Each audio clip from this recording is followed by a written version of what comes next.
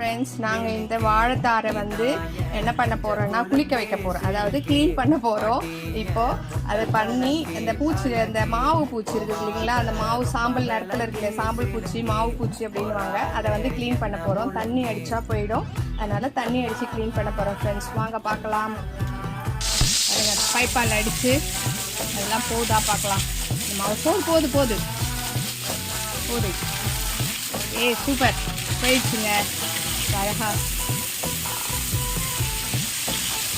Shower பாத் கொடுக்குறோம்.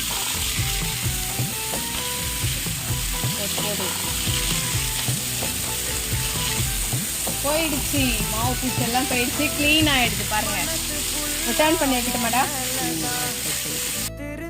எல்லா மாவு பூச்சி, அந்த வெள்ளைப்பூச்சி எல்லாம் போயிடுச்சு. அந்த இது இருந்துச்சு இல்லைங்களா, அது மாவாக இருந்தது, எல்லாமே போயிடுச்சு. நாங்கள் தண்ணி அடித்து க்ளீன் பண்ணிட்டோம். நீங்கள் இது மாதிரி இருந்துச்சுன்னா எப்படி பண்ணுவீங்கன்னு கமெண்ட்டில் சொல்லுங்கள். பெரிய தார் பெருசாக இருக்குது, வாழைத்தார் வந்து பெருசாக இருக்குது.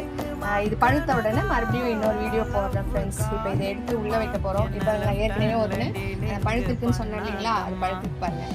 அது விழமோது அடிப்பட்டது. இது ரெண்டும் வந்து விழமோது அடிப்பட்டது. நல்லா பெரிய தார் ஃப்ரெண்ட்ஸ், பெருசு.